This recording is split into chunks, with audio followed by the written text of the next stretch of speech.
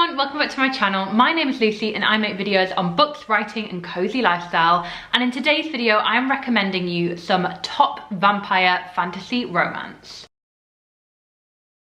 So if you're new to my channel, you may not know, but I make lots of videos on fantasy romance. It is one of my favourite genres, otherwise called romantasy, whatever you want to call this, but I make a lot of content about romantasy, fantasy romance. I am obsessed with it. So grab yourself a warm beverage and let's get cracking with my book recommendations. So this is hopefully going to be a short but sweet video. I've got 5 recommendations in total for you, actually 6 because one of them is definitely a series. I am very, very excited about these recommendations, and trust me when I say that if you want steamy vampire fantasy romance, look no further than this video. So the first recommendation has to be probably the one you're all thinking of, and this is the Crowns of Naia series by Carissa Broadbent. So in particular, I'm shouting out The Serpent and the Wings of Night and The Ashes and the Star-Cursed King by Carissa Broadbent. These are the kind of like first 2 books in the series. It's going to be a longer series, but these 2 books focus on Aurea's story. So technically it's kind of a duology in that sense because it rounds up her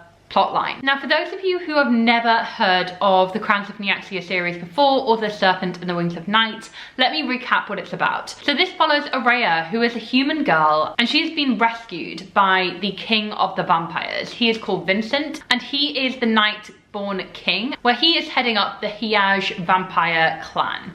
Now, there is a war going on between the Hiaj vampires and the Roshan vampires. They are sworn enemies, they're quite different, and so Aurea has been brought up in the shadow of this kind of war between these rival vampire clans. As I mentioned, she is a human girl and she wants nothing more than to be an equal with Vincent, who is kind of her adoptive vampire father. So she enters this trial, the trial of the goddess Naia, and if you win these trials, you basically get a wish of your choice. And if she wins, she wants to ask Naia to basically give her a coriate bond, I think it's called, with Vincent, so that she basically has his powers and she will be equal to a vampire without being a vampire. So the first book really sees this trial play out. And during this trial, Aurea meets Rain, who is a Roshan vampire. And you kind of guess what's going to happen. This is where the romance plot comes in. Rain is our love interest and he has his own reasons why he wants to be part of this trial, which leads to one hell of a twist at the end of the book.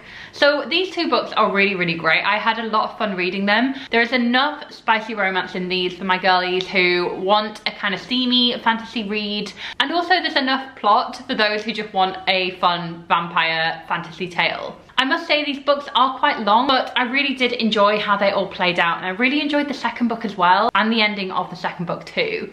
So I really would recommend this series if you're looking for something fun, has a brilliant romance and enough steamy scenes in there, and also it's just an all-round fun time. So I really would recommend this series first. Now, my second recommendation is actually part of that wider series of the Crowns of Naia, but this is a novella, and this is called 6 Scorched Roses. So this is a completely independent novella. It features characters who do appear in the second book of that previous series. So The Ashes and the Star-Cursed King. It features characters who make a cameo in that book. But basically this really short novella is focused on a woman who is trying to free her town of this curse. So there is a sickness, a plague that's going on, and our main character is kind of like a scientist, kind of like an apothecary, and in order to work towards a cure for this disease that is spreading throughout her town, she approaches the local vampire who lives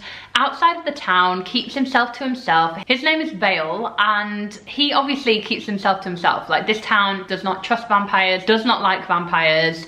But Lilith, our main character, goes to his crumbling old mansion and begs him for a favour. And that is the use of his vampire blood in order to work towards a cure for their town. In return, she brings him 6 roses in exchange for 6 vials of blood.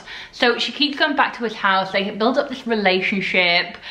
Their relationship is honestly so beautiful because it feels quite adult in a way that's like, they're both grown-up people who've got their own stuff going on, and yet they fall in love despite the consequences.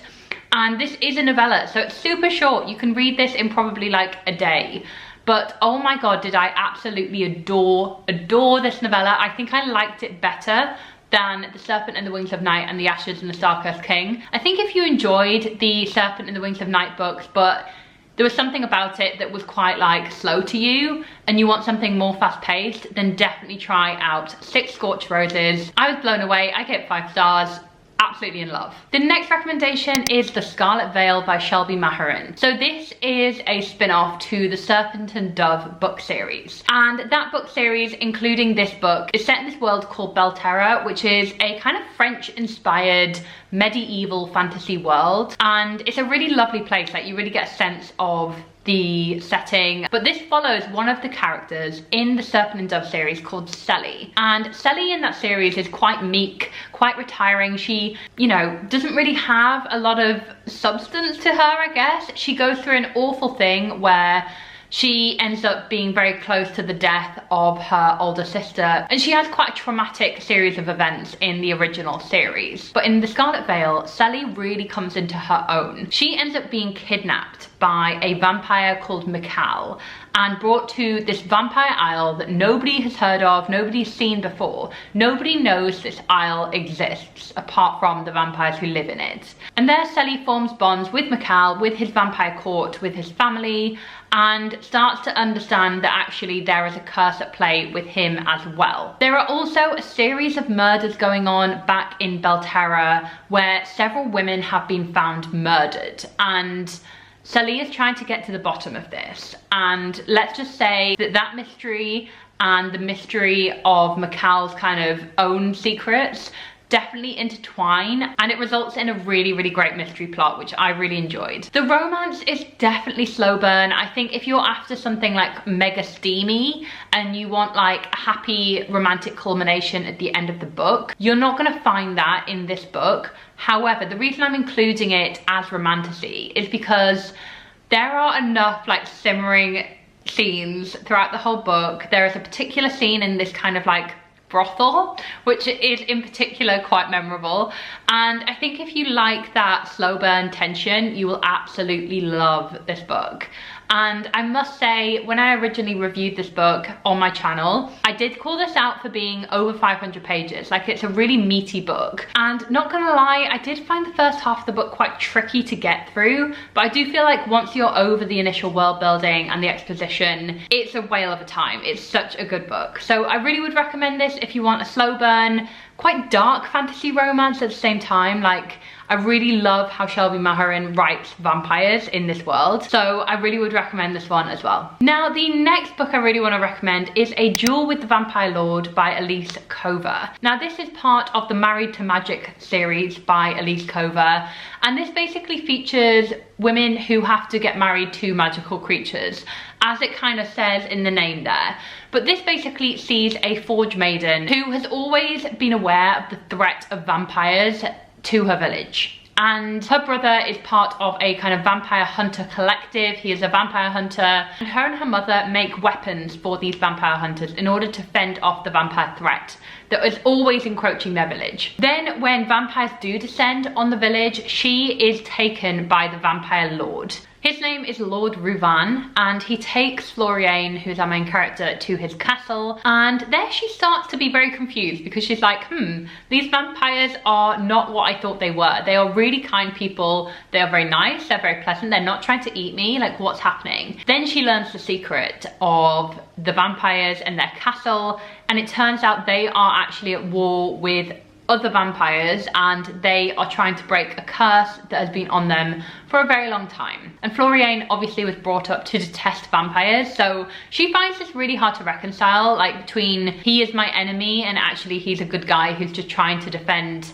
you know, his family and also break this curse. There's a lot of curses in these vampire novels now that you mention it. Like, what is happening? Like, they all sound very similar, but I promise they all read very differently, so don't get confused by that. But anyway, this book was really, really fun. I did really find the romance hit completely. There are some really, really great romantic scenes. This is probably lighter on the spiciness factor than the other books, like, you know, the Carissa Broadbent Crowns of Nyaxia books, but it's definitely more spicy than the Scarlet Veil. So bear that in mind if you're looking out for the spiciness factor. So I really enjoyed this book. I feel like the Married to Magic series by Elise Cover never really disappoints. Like, it's got a really good formula of delivering just great fantasy romance. So I really would recommend this if you're looking for a vampire romance and you want that kind of proper enemies to lovers vibes, that you will get that in this book. I really thought this was super fun, and I think if you're looking for your next vampire romantasy, this could be one for you. And my final book, which probably is one that you've definitely heard of, will be From Blood and Ash by Jennifer L. Armentrout. So this series is really, really great. It is vampire romance, and it may not be apparent that it is vampire romance when you're first reading the first book, From Blood and Ash, because the way that Jennifer L. Armentrout crafts this world is really unique, and she doesn't call them vampires, so that's something to bear in mind. So From Blood and Ash follows Poppy, who is a maiden, and from a very young age, Poppy has always been raised to not touch anyone. No one's permitted to touch her. She is like this pure creature who no one is allowed to look at, touch. She is revered, and she is basically their nation's salvation. And you do get a sense that there is obviously something that Poppy is like defending the nation from. There is this evil that she is crucial to defeating, and Poppy must remain pure up until her ascension, which basically makes her a god. I think I've remembered that correctly. You're meant to think that, yeah, when she ascends, like, she becomes this powerful god. She gets a bodyguard called Hawk, who she can tell that there's simmering tension with, and she really starts to fall for Hawk, and he protects her with his life, obviously, but there's also something quite different about him, and they have this simmering tension, and she wants to obviously act on those desires because, like, she really, really is into him, but of course she can't. She's also kind of looked after by this uncle figure who tells her exactly what to do. He orders her around, and the threat of this character is like really severe throughout this entire book. Like, he is the villain essentially of this story. Now, what I really love about From Blood and Ash is, like, everyone will tell you about the series, like the twists at the end are insane. So I really would recommend reading this book for the twists alone, because they are really, really good. And the romance, guys, oof, it is so good. It actually is amazing. So I would recommend, if you want some vampire romance at the end of this book and into the next book as well. I really want to continue this series. I've only gotten up to the end of book 2, but I also want to say that book 2 is a lot better than book 1 in my humble opinion. So bear that in mind if you're kind of not really vibing with book 1. Book 2 is like where it's at in my opinion. So really, really love this series, and I hope to continue it one day as well. So guys, that is it for my vampire romantasy book recommendations. I really hope you've gotten some book recommendations off the back of this video and that you enjoyed it. Don't forget to subscribe if you did enjoy this video, and I'll see you very soon in my next video. Oh, and don't forget to follow me on TikTok and Instagram at BookBellReads, because I also make TikToks and Reels on book recommendations, and also my writing journey, because I've just signed with the literary agent. So do follow me on my socials as well, where you can get more kind of behind the scenes content outside of YouTube. And I'll see you very, very soon in my next video. Bye!